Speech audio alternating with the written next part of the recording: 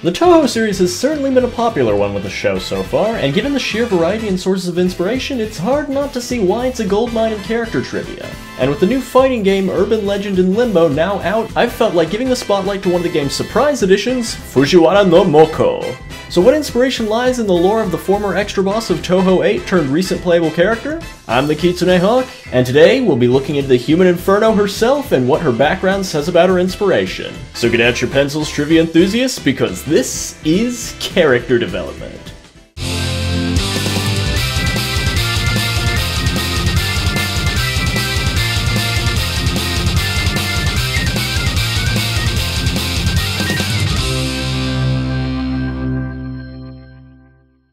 While at first it may seem murky, Mokou's name and backstory form the backbone to her inspiration. The Fujiwara clan was formed in 7th century Japan, rising to prominence within its first century of existence and maintaining that power for about 1,200 years, with their power over the Japanese government at its apex in the 12th century.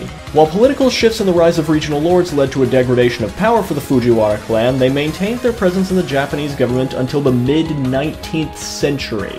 Mokou's backstory indicates that she's from the original generations of the Fujiwara clan, and would most likely be the daughter of Fujiwara no Fuhito, the man who began the Fujiwara dynasty in the 7th century. Fuhito had 4 sons and at least 5 daughters, with the 5th daughter's name being currently lost to history, similar to how Mokou's backstory describes her as an unwanted child of an aristocrat. Mokou's backstory also explains that her hatred of Horai-san Kaguya stems from Kaguya humiliating her father with an impossible request, which would then mean that Fujiwara no Fuhito was one of the 5 suitors of Kaguya in the Japanese folktale Taketori Monogatari.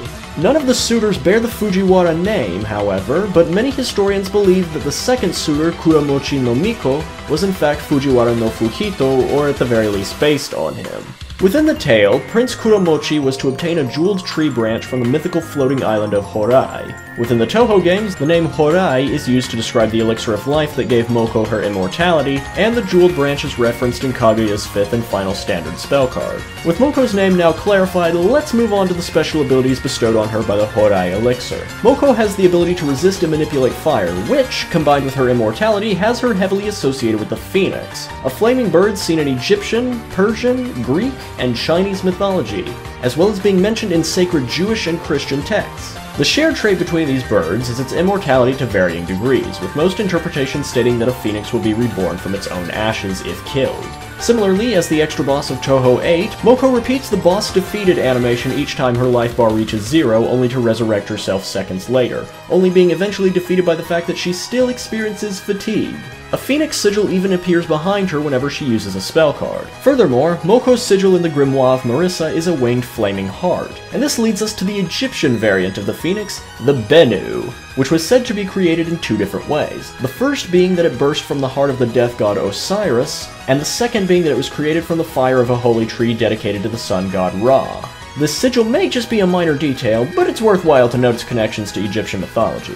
Otherwise, the phoenix symbolism is mostly used to reaffirm her status as an immortal, seeing as her spell cards are themed around either phoenixes, fire, or just the Horai elixir. Still, Fujiwara no Mokou is considered to be one of the Touhou series' most popular characters, and given her ties to both Japanese folklore and history, as well as the many depictions of phoenixes across ancient civilizations, it can definitely be said that though she may not have the most inspiration, that does not by any means prove that it can't be a unique and interesting combination of inspirational traits. This has been Character Development. Thanks for watching, and I owe quite a bit of thanks to King Mokou, who's been suggesting an episode on Fujiwara no Mokou since the very first episode of the show. Sorry it took 28 episodes, mate, but I hope this is exactly what you wanted. As always, you can use the annotation on the right to watch the previous episode on Aegis from Persona 3, or you can use the annotation on the left to watch my friend Pat's recent review of the original Sly Cooper.